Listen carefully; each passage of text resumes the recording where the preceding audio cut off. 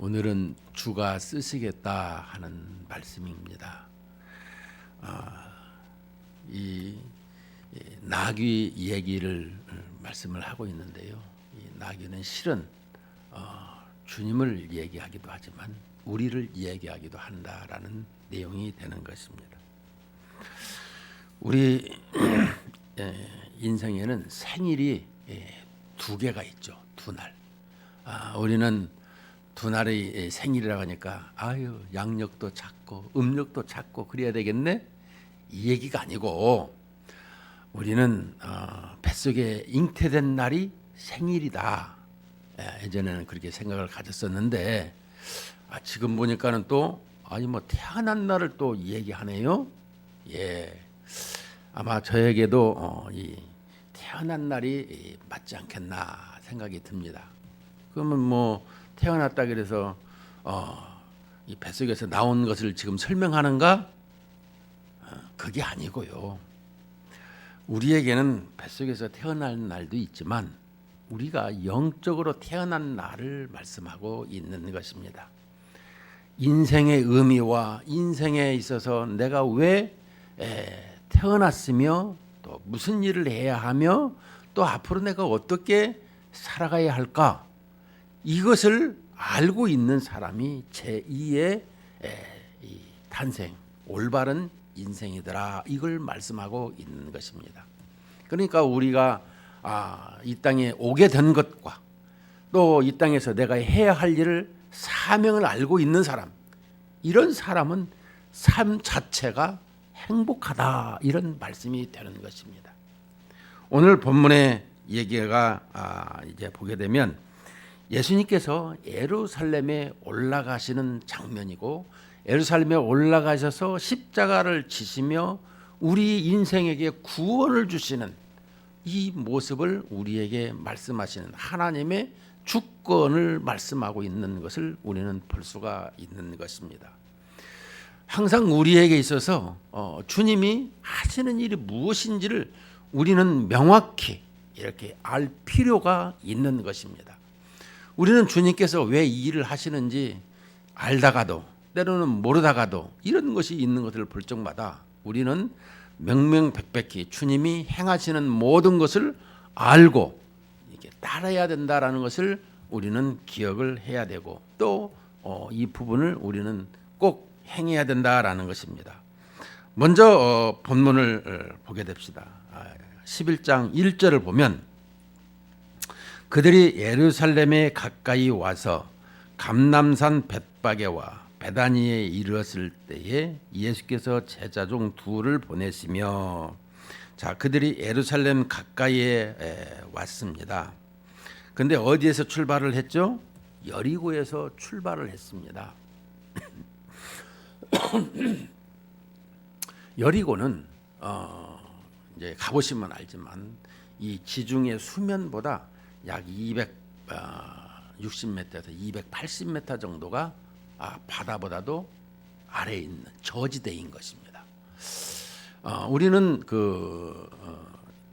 아주 그 땅이 강원도만한 땅이지만 이스라엘이 이렇게 수면보다도 아주 낮아요. 근데 이런 걸 볼 적마다 이런 열대가 많죠.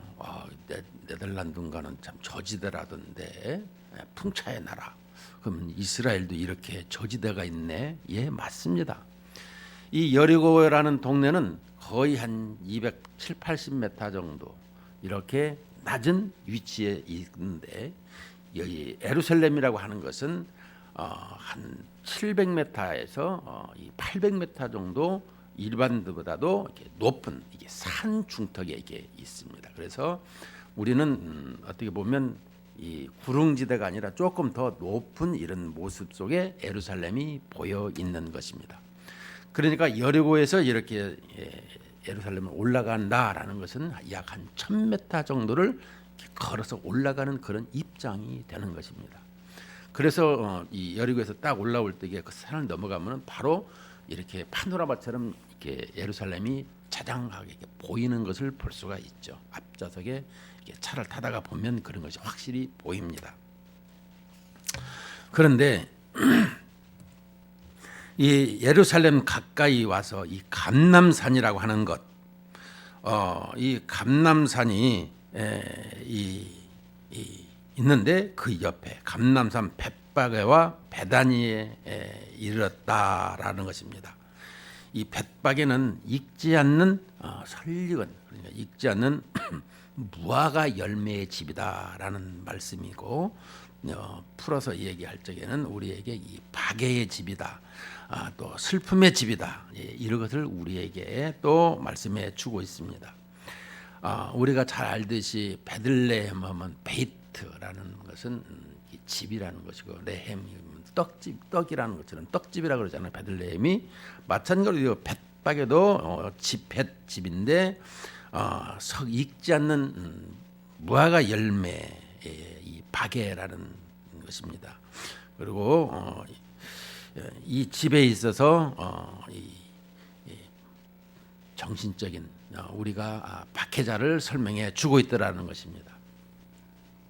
그다음에 이 베단이라는 것도 이 마찬가지로 대추 야자의 집이고 또 고통의 집이다, 슬픔의 집이다라고 하는 것을 표현해 주고 있는데요. 그런데 우리는 이 고통과 슬픔의 집이 즐거움의 노래의 집이 되었더라라고 우리는 기억을 해야 됩니다.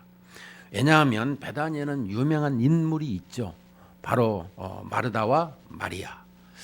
예수님께서는 이 마르다와 마리아를 아주 사랑하셨고 또 그 집에 자주 유하셨던 것을 볼 수가 있습니다.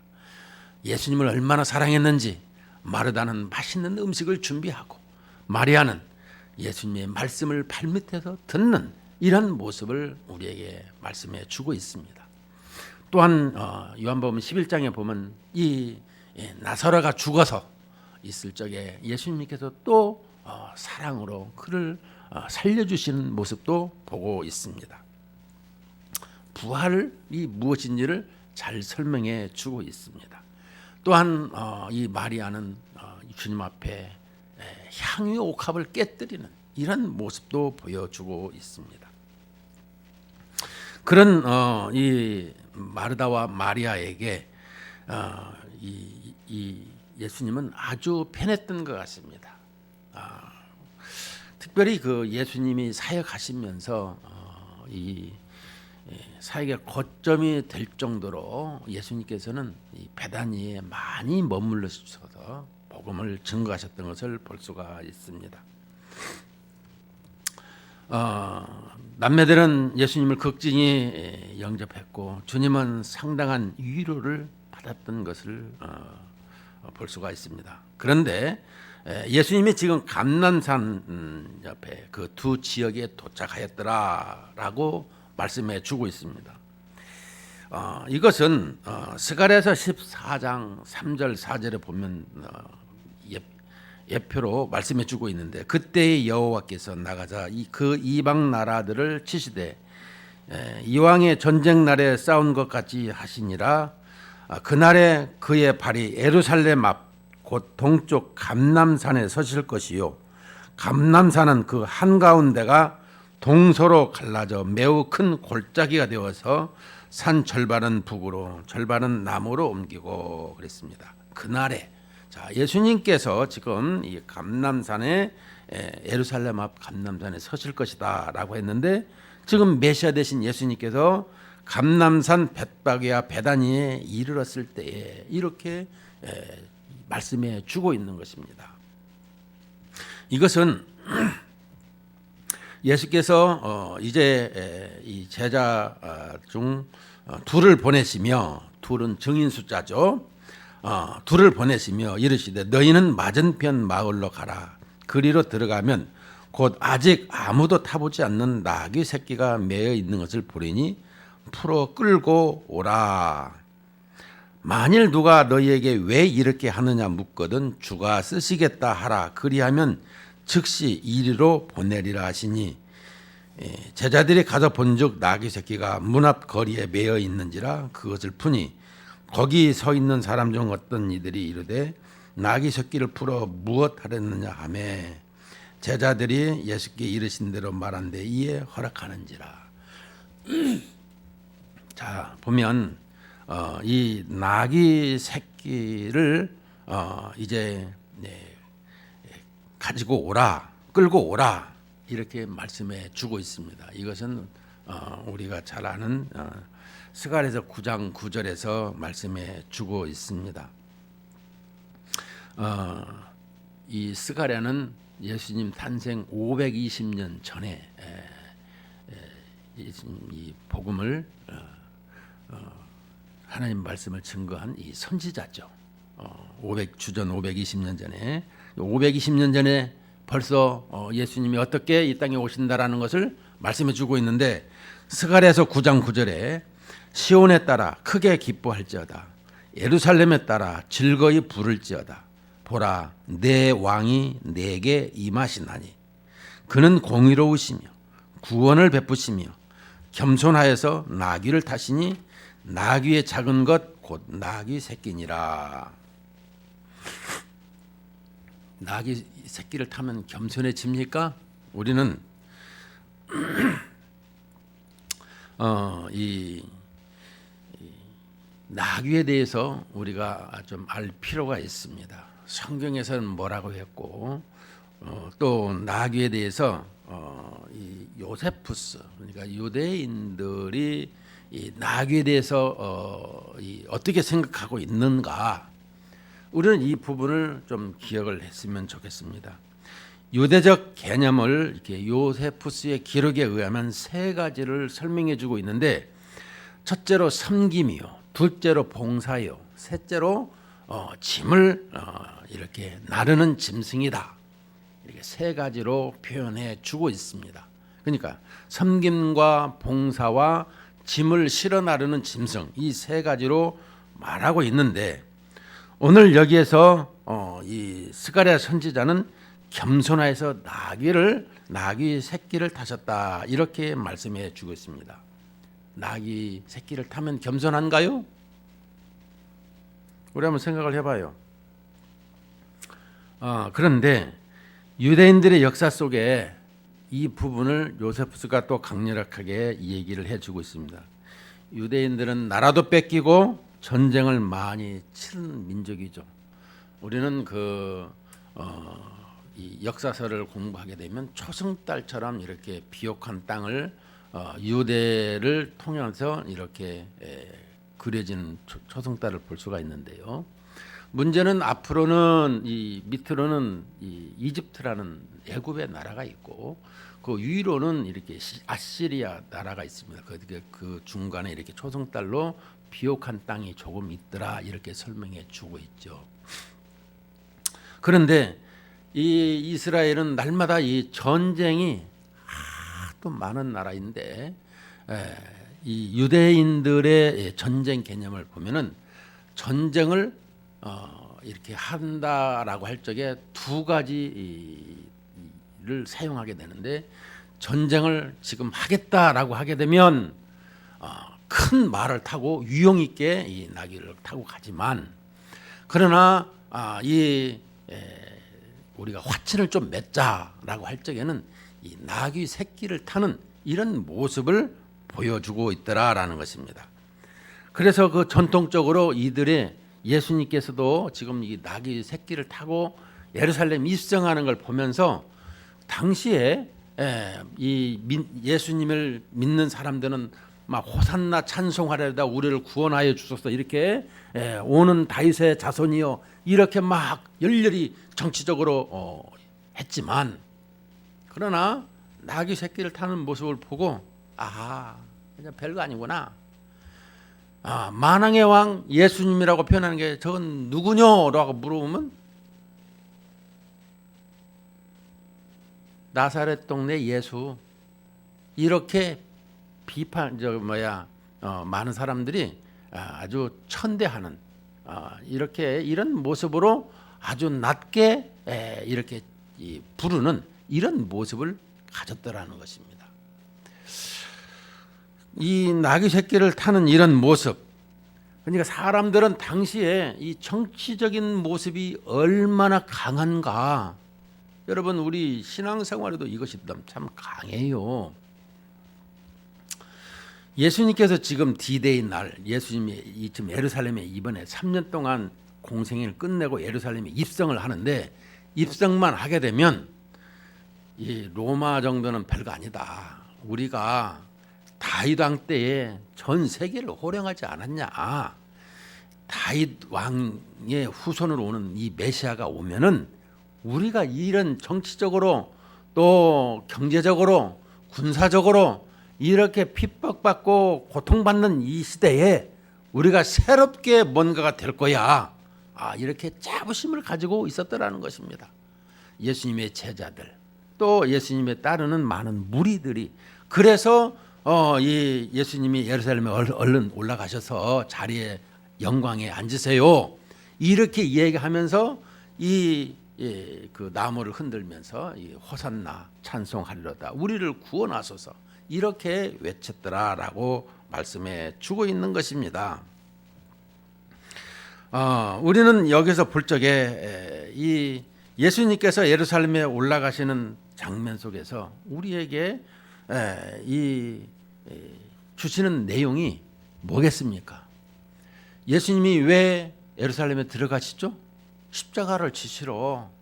왜 지시죠? 우리를 구원하러. 그러면 구원하는데 예수님이 이 하나님의 아버지의 뜻을 쫓아서 십자가를 지시는 것 아니겠습니까? 우리는 예수님께서 기도하실 때 감람산에서 기도하실 적에 이 자기의 이 모든 것을 이렇게 의지를 관철시키려고 하면은 끝까지 예수님의 이런 기도였을 것입니다. 그런데 예수님이 기도할 때 어떻게 하시죠? 아버지요, 내 뜻대로 마시고 아버지의 뜻대로 되시기를 원하나이다. 그러니까 아버지의 뜻이 뭐겠습니까? 하나님 아버지의 주권, 아버지의 뜻대로 이 세상을 이끌어 가시는데 이 세상을 이끌어가는데 아버지의 뜻 가운데서 이것이 이루어지기를 원하나이다. 우리는 그래서 그 부분을 다시금 큰 틀에서 보면 하나님께서는 자기의 나라를 창조하셨고 그 창조를 예수 그리스도를 통해서 온 세상을 창조하셨는데 그 아담과 하와로 말미암아 또 이 사탄의 꼬임으로 말미암아 이 하나님의 나라가 파괴되고 반역이 되었다라는 것을 말씀해 주죠.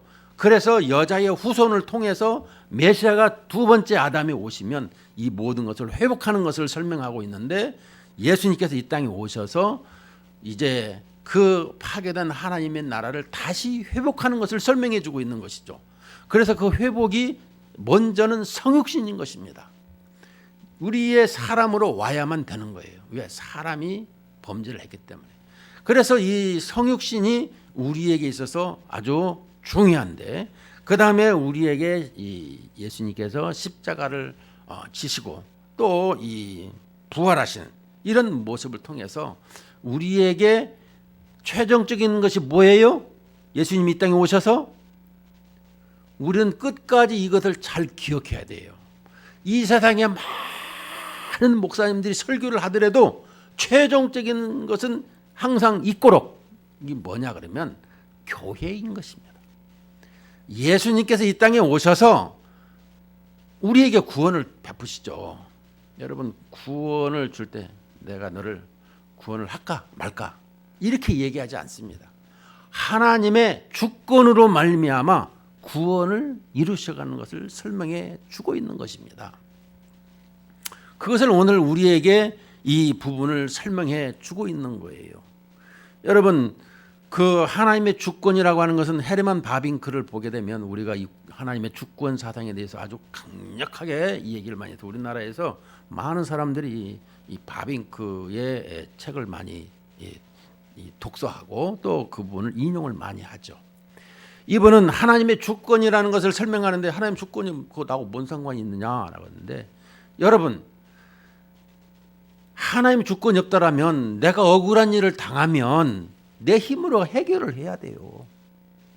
그런데 하나님이 계시는데 하나님 앞에 우리는 기도하면 되는 거예요. 하나님 내가 이거 너무 억울해요. 하나님 이거 해결해 주세요. 그리고 하나님이 계시기 때문에 내가 그 사람을 용서할 수가 있는 거예요.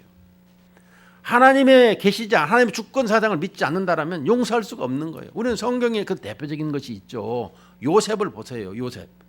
아니 자기를 세상의 형제들이 죽여버리겠다 하다가 구덩이에서 건져내 가지고 다시 팔아버리는 인생.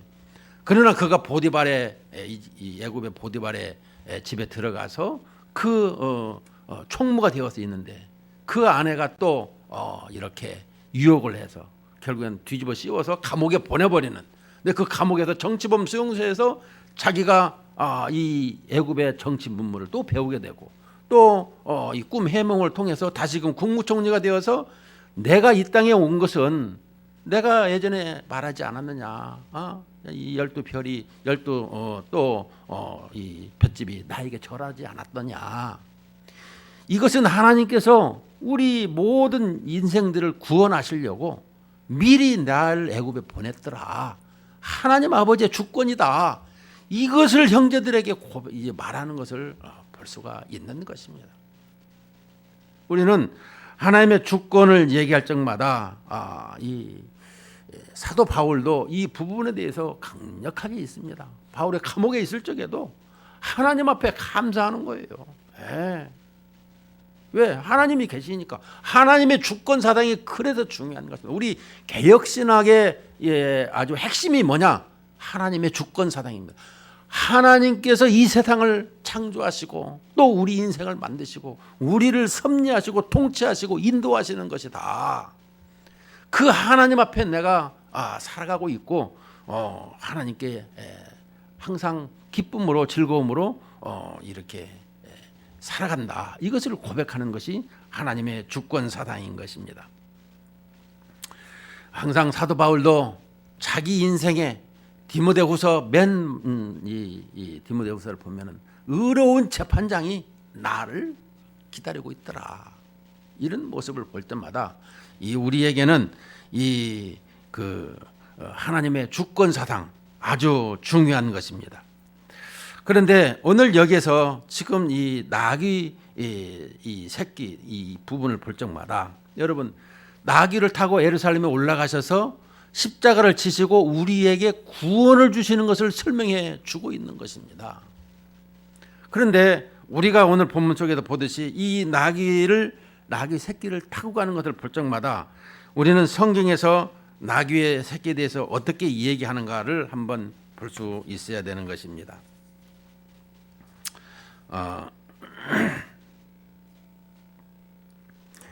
출애굽기 13장 13절에 보면 나귀에 대해서 이렇게 얘기를 해요. 나귀의 첫 새끼는 다 어린 양으로 대속할 것이요 그렇게 하지 아니하면 그 목을 꺾을 것이며 내 아들 중 처음 난 모든 자는 대속할지니라. 자, 우리는 출애굽기에서 성경을 우리는 66권 성경 중에 제일 먼저가 출애굽기라는 것을 기억을 하셔야 되는 것입니다. 모세를 통해서 이 출애굽기를 쓰게 하시고 그 다음에 창세기는 우리의 인류가 우리의 삶이 기원이 어떻게 됐는가 이것을 기록하기 위해서 창세기를 쓴 거 아니겠습니까? 그리고 이제 이 제사 제도를 통해서 레위기, 민수기, 신명기라든가 예수님이 어떻게 이 세상에 오시게 되는 것인가 그렇게 우리가 제사에 대해서 이 부분을 또 언약에 대해서 잘 기억하도록 말씀해 주고 있죠. 자, 그런데 이 출애굽기에 보면 이 나귀의 새끼를 볼 적마다 어린 양으로 대속할 것이요라고 하는 것은 이 부정한 것을 우리의 사람을 설명해 주고 있는 것입니다. 그래서 이 목을 꺾지 않으려면 어린 양으로 제사를 대신해라 이렇게 설명을 해 주고 있습니다. 자, 그렇다고 한다라면 오늘 지금 이게 나귀 새끼를 지금 예수님이 타고 올라가셨어요. 그런데 그 나귀 새끼를 이렇게 제자들에게 끌고 오라 그러지 않습니까? 마태복음에는 그 어미와 새끼가 둘이 함께 있어요. 근데 여기에는 새끼만 지금 나와 있어요. 그래서 어미 새끼를 한꺼번에 다 데리고 오는 것으로 묘사가 됐는데 오늘은 여기는 나귀 새끼만 풀어 끌고 와서 예수님을 태우시고 이렇게 가는 모습을 설명해 주고 있습니다.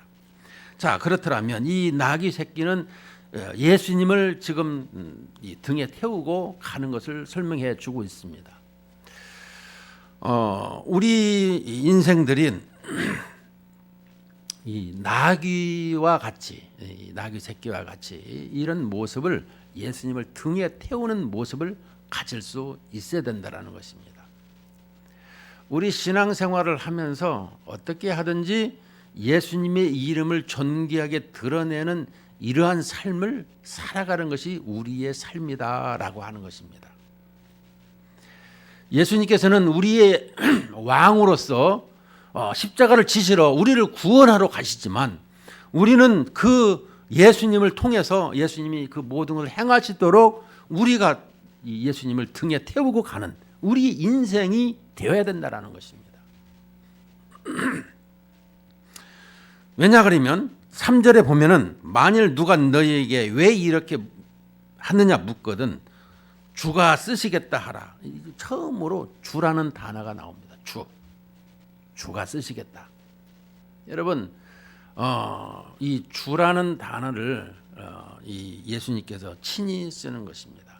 물론 이 성경에 주는 그리스도시요 살아계신 하나님의 아들이다라고 할 때 이 주는 얘기할 적에 여기서 그 당시 원문을 보면 주가 아니라 당신은 이렇게 표현해주고 있어요.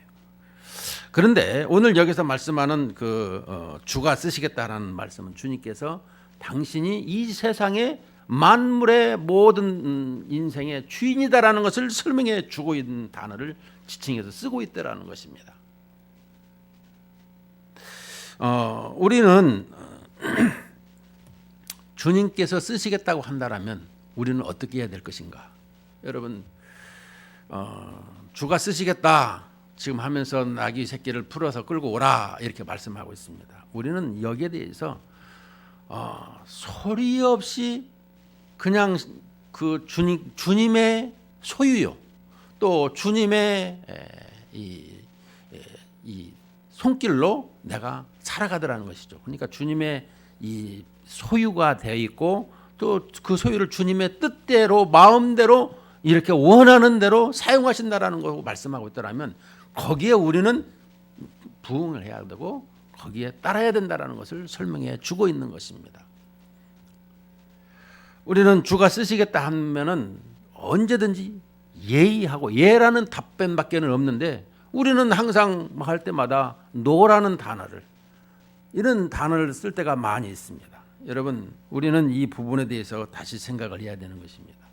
주님 앞에 무엇을 하든지 예스라만 이런 모습을 가져야 되고요. 또 주님을 언제든지 이렇게 등에 태우고 가는, 이렇게 제자들이 나귀 새끼에다가 옷을 올리고 또 나무를 흔들고 영광의 주님을 항상 이렇게 나아가게 했듯이 우리의 신앙생활에 이런 모습이 되어야 된다는 것입니다. 저는 지금도 이 생각할 적마다 늘 마음에 새기고 있는 것이 뭐냐, 그 사람의 살면서 인생의 그 간증 스토리를 많이 듣게 될 때가 있죠. 여행 중에도요, 이렇게 하루 종일 뭐 지방을 간다, 뭐 외국 여행을 간다 할 적에 가장 행복한 시간은 뭐냐? 내가 예수 믿고 여기까지 왔다라는 간증 시간이 최고인 것입니다. 뭐 잘났다고 춤을 추고 노래를 부르고 무슨 뭐 그거 다 별거 아니에요. 하여간 차 안에서 예수 자랑, 내가 나된 것은 예수님입니다 라고 하는 그런 자랑을 많은 사람이 시간 가는 줄 몰라요. 시간 가는 줄 몰라. 어떤 분들은 그 춤도 한번 춰보고 노래도 한 곡 좀 뽑아보고 뭐 끝나오는데 골치만 아파요. 골치만 아파. 그냥 눈만 피곤해지고. 제가 그걸 많이 겪었어요. 문제는 우리에게 이렇게 이 주가 쓰시겠다고 하는 이런 모습 속에서 나라는 사람은 소리 없이 이 일을 감당하면서 살아갈 수 있어야 된다는 것이죠. 제가 늘 기억하고 있는 것이 뭐냐 그러면 그 청량리에 성바오로 병원의 원장 그 이성 장로님이 있어요. 그 성바오로는 가톨릭 병원인데 거기는 대장에 대해서만 그만 내놓으라게 하더구만요. 근데 그 장로님은 병원 원장이니까 얼마나 의사들이 학교 교수하면서 하니까 많이 오겠습니까? 너희들 우리 교회 한 번만 오면 점수 없어. 안 와요. 그런데 그 교회에서 소리 없이 섬기는데 한 50명 60명 되는 성도들인데 주체의를 해요. 모두 다. 그리고 많은 사람 앞에 자기 이름을 드러내질 않아요. 아니 큰 교회 가서 뭐 몇백 명 몇천 명 되는 교회 가서 병원 원장하면 종합병원 원장이고 또 이렇게 이름도 내고 하는데 왜 이렇게 성도들도 없는 여기에서 이렇게 하십니까? 참 중요한 말을 한다고 얘기하면서 저는 주님과 나와의 관계성에서 주님을 이렇게 예배하고 주님의 영광을 위해서 살아가고자 하지 내 이름 내려고 신앙생활하는 것 아닙니다. 저는 그 얘기 들으면서 이 뇌리에 이게 찍혀가지고 안 잊어버리는 거예요. 안 잊어버려. 네? 내가 어떻게 하면 하나님을 바르게 섬기며 또 많은 사람 앞에 헌신하고 봉사하며 섬길 수 있을까? 이 생각을 했더라는 거예요. 신앙인이 무엇인가? 주님이 쓰시겠다는 사람은 내가 어떤 모습으로 드려지고 있는가? 이걸 봤더라는 것입니다. 여러분, 우리가 예수님께서 이 예루살렘에 올라가시면 그 보좌에 영광의 보좌에 앉으면 우리는 영의정 좌의정 12명의 제자들이 다 똑같은 생각을 가졌다 그랬죠. 우리가 교회에 오게 되면 예수님 나 이번에 뭐 사업을 해야 됩니다. 예수님 나 이번에 뭐 시험을 봅니다. 합격해서 내가 이번에 뭔 일을 해야 됩니다. 예수님이 물론 기도하면 들어주시죠. 그러나 그것이 본질입니까? 우리는 이 세상에서 신앙의 본질이 무엇인지를 기억하고 나갔으면 좋겠어요. 만왕의 왕으로서 우리를 구원하시는데 호령으로 힘을 한 것이 아니라 가장 낮은 주님께서 섬김과 십자가 희생으로 말미암아 우리에게 구원을 주시고 하나님의 나라가 회복되는 것으로 우리에게 말씀해 주셨더라는 거예요. 그래서 하나님의 나라는 가장 낮은 사람을 이렇게 섬기는 모습이 가장 큰 자다. 이렇게 주님이 가르쳐 주신 것을 생각할 적마다 이 시대에 우리 교회가 예수님께서 최종적으로 이루신 것이 뭐예요? 교회예요. 교회. 예수님께서 이 땅에 오셔서 30년간은 부모 형제를 잘 섬기고 3년 동안 공생애를 통해서 제자들을 훈련시켜 가지고 교회를 탄생하게 하고 또 성경을 기록하게 한 거 아닙니까? 예수님께서. 그렇더라면 이 교회를 예수님이 뭐라 그랬어요? 교회의 머리시고 예수님이 또 남편이시고 또 이 교회에 대해서는 신부이며 또 우리가 마땅히 연합하는 부부관계로 나가야 된다. 이것을 물론 에베소에 뭐 교회는 있지만 성경 전체를 통틀어 놓고 본다라면 이것이 하나님께서 우리에게 말씀해 주시고자 하는 교회를 통해서 하나님의 나라가 완전히 이렇게 회복되어지는 것을 설명해 주고 있는 것입니다. 어떤 것이요? 구원에 대해서 우리가 이 죄로 말미암아 하나님과의 멀리 떨어진 우리에게 이제 교회 안에 다 들어와서 그래서 부활을 설명할 적마다 예수 믿고 살아가는 교회에 속해 있는 사람들은 다 부활에 있더라라는 것을 설명해 주고 있는 거예요. 아주 중요한 거예요. 부활을 얘기할 적마다 저 멀리 있는 사람 부활을 얘기하는 것이 아니라 교회에 있는 이 성도들을 설명하는 거예요. 부활을 얘기할 적에도. 결론을 맺겠습니다.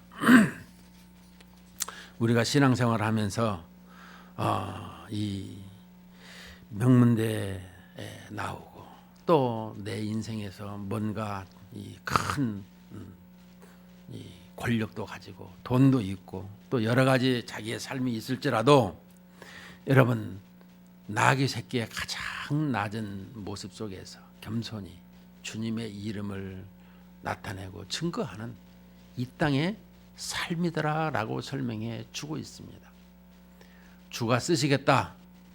예, 언제든지 우리는 그 앞에 아무 말도 하지 않고 주님 앞에 이렇게 스스럼없이 나와서 주님이 내가 주님의 소유고 또 주님이 나는 내 것이 아니야. 주님의 것이기 때문에 주님이 원하시는 대로 사용되어 주는 것에 대해서 감사하는. 그래서 우리가 이 땅을 살아가면서 내가 뭔가를 하나님 앞에 드려야지. 주님 그거 원치 않으세요. 주님은 네가 요것을 좀 해줬으면 좋겠다.